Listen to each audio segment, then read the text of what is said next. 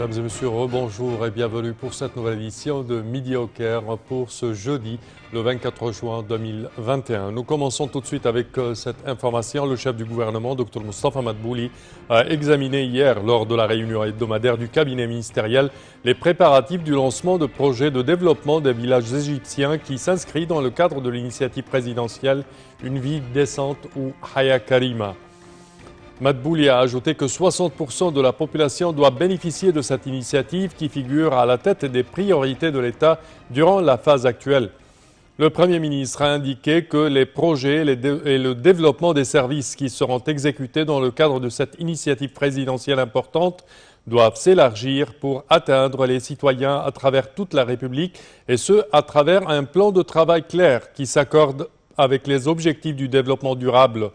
Madbouli a ajouté que ce plan visait à améliorer les infrastructures, à construire l'être humain égyptien et à réaliser le développement économique global.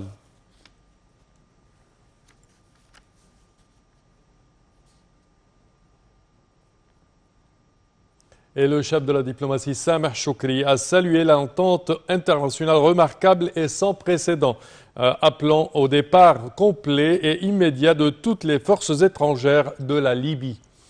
Choukri a fait cette déclaration hier en Allemagne lors de son allocution prononcée au cours de la conférence de Berlin II sur la Libye.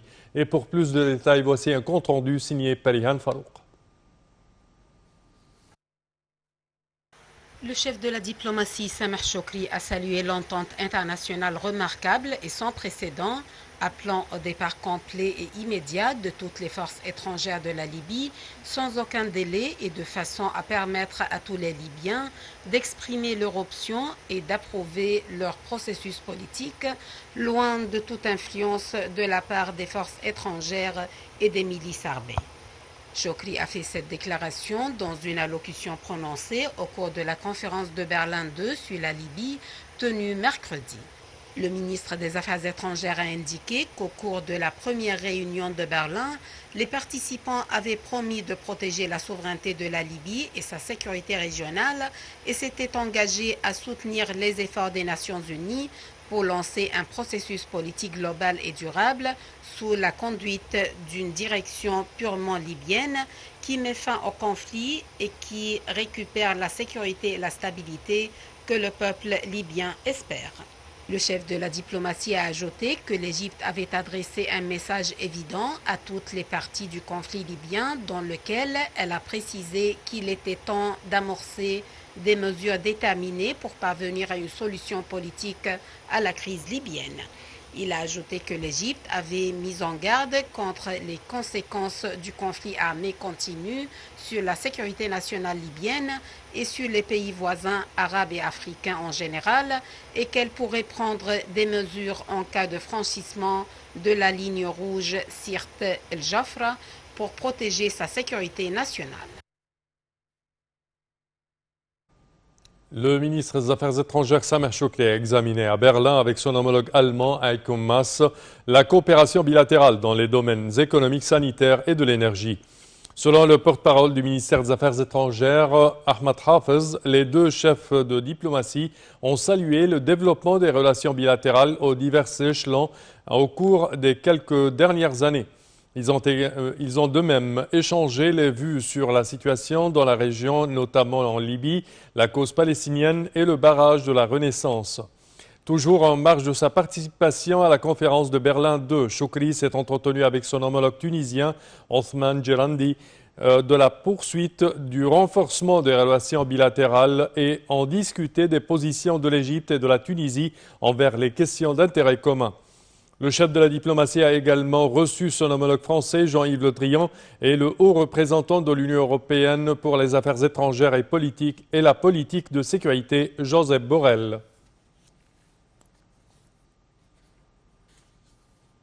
Et le ministère de la Santé a annoncé hier que 559 personnes rétablies du coronavirus avaient quitté les hôpitaux de confinement après avoir reçu les soins médicaux nécessaires, augmentant ainsi le nombre de cas guéris à 207 411 cas.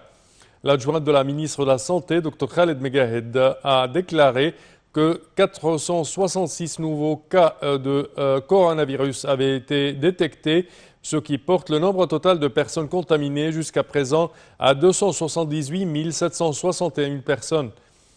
Le ministère de la Santé a annoncé également avoir répertorié 32 décès, ce qui augmente le nombre total de victimes de Covid-19 à 15 967 cas.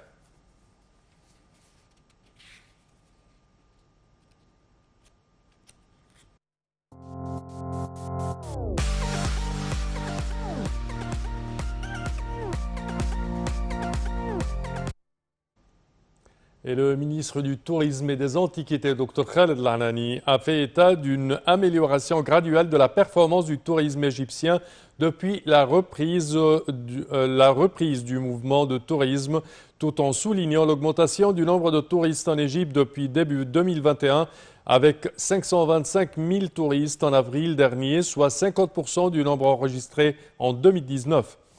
M. Al-Anani a tenu ses propos lors de sa participation en tant qu'orateur principal à la table ronde organisée en visioconférence par l'association NUMOV, German Near and Middle East Association, à Berlin sous le thème «L'Égypte», en présence de l'ambassadeur d'Égypte en Allemagne et le chef de l'association allemande des voyagistes, le Deutscher Reiseverband, DRV, et plus de 50 représentants des fédérations des chambres du tourisme et des voyages des grands tours opérateurs.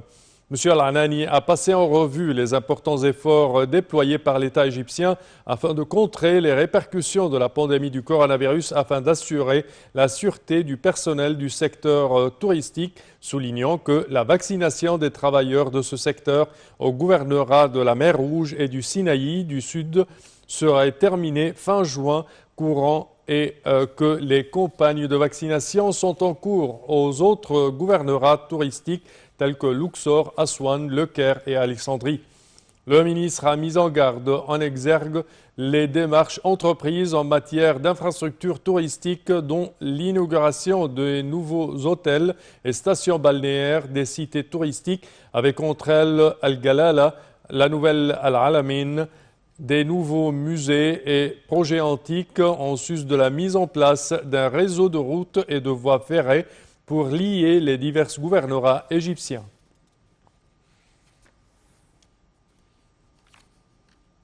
Et on reste avec le tourisme et les antiquités. L'Égypte a récupéré 114 pièces antiques arrivées clandestinement en France, et ce au cours de la visite du procureur général Hamad Al-Sawi à Paris dans le cadre des enquêtes menées par le parquet général égyptien en coopération avec les autorités judiciaires françaises. Le procureur général et la délégation qui l'accompagne ont inspecté ces pièces antiques au siège de l'ambassade d'Égypte à Paris.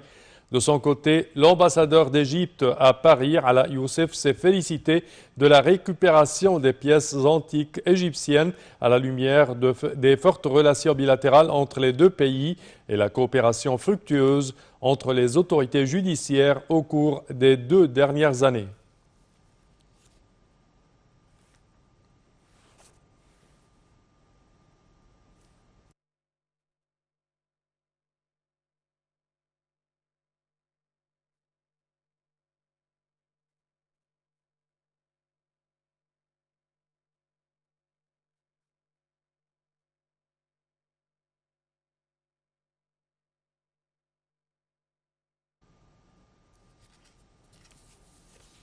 Et nous enchaînons avec ce compte-rendu, chers téléspectateurs. Une délégation des ministres arabes et de l'information ont visité le musée de la civilisation à El Fustat, ceci en marge de la participation à la 51e session du Conseil des ministres arabes de l'information tenue au siège de la Ligue arabe au Caire. Et pour plus de détails, voici un compte-rendu de Mohamed Al-Houmoussani.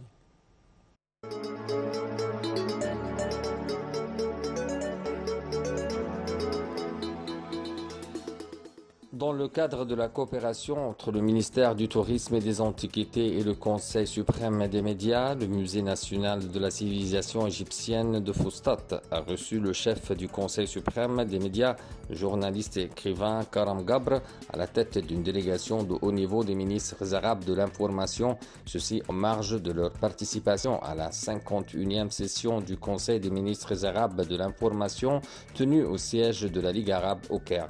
Les ministres ont été reçus par le PDG du musée, Dr Ahmad Rounim, qui leur a fait visiter l'intérieur du musée, la salle d'exposition centrale et la salle des momies pour profiter de ce grand édifice et de ses antiquités. Les ministres arabes de l'information et les délégations qui les accompagnent ont exprimé leur admiration face à l'exposition muséale qui raconte les différentes périodes historiques de la civilisation égyptienne antique. Il convient de noter que le ministère du Tourisme et des Antiquités est soucieux de profiter des événements, des activités et des visites importantes pour promouvoir le tourisme en Égypte ainsi que ses diverses destinations touristiques et archéologiques.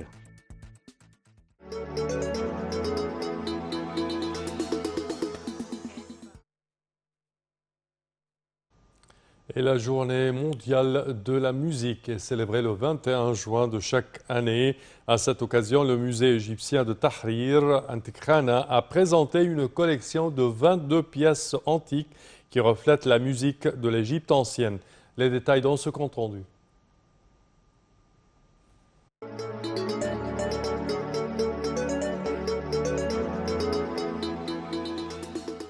Pour fêter la journée mondiale de la musique, célébrée le 21 juin chaque année, le musée égyptien de la place Tahrir a présenté une collection de 22 artefacts qui reflètent la musique de l'Égypte ancienne. La directrice générale du musée, Mme Sabah Abdelrazek, a expliqué que les anciens Égyptiens s'intéressaient beaucoup à la musique. Selon Mme Sabah, cette musique avait sa place dans la vie civile et religieuse, dans les fêtes, les célébrations et les temples. C'était un art organisé qui avait ses origines, ses règles et ses formateurs. Elle a ajouté que la déesse Hathor était étroitement associée à la musique. Elle l'appelait la dame de la musique. Elle était associée à la protection de la musique et des musiciens dans l'Égypte ancienne. Cet aspect important de la vie de l'ancien Égyptien est représenté dans les temples depuis le début de la période des Tinnites. Des artefacts et des scènes ont été trouvés, soulignant l'importance de la musique à cette époque. Les instruments de musique de l'ancien Égyptien incluaient les instruments à percussion, à vent et à cordes. Elle a souligné que les pièces exposées comprennent 22 artefacts, dont un modèle en bois représentant une troupe lors d'une représentation musicale au Moyen Empire. Ce modèle a été découvert dans la zone des antiquités de Saqqara. Des plaques funéraires voûtées représentant un joueur d'arc appelé Harsawa de la 25e dynastie a été découverte dans la région du Cheikh Abdel Kourna à Luxor, en plus d'un certain nombre de flûtes simples et doubles en roseau et 2 morceaux de cuir coloré qui constituaient des couvertures d'un tambour découvert à Akhmim en basse époque. Cet ensemble est composé de différents matériaux tels que le bronze, le bois, l'ivoire et le bois doré du Nouvel Empire et de la basse époque. Ces éléments ont été découverts dans des zones comme Saqqara, Abydos, Luxor et San al-Hagar. Il convient de noter que la Journée mondiale de la musique est célébrée depuis 1982 et vise à encourager les festivals et les concours de musique ainsi qu'à échanger des expériences dans ce domaine.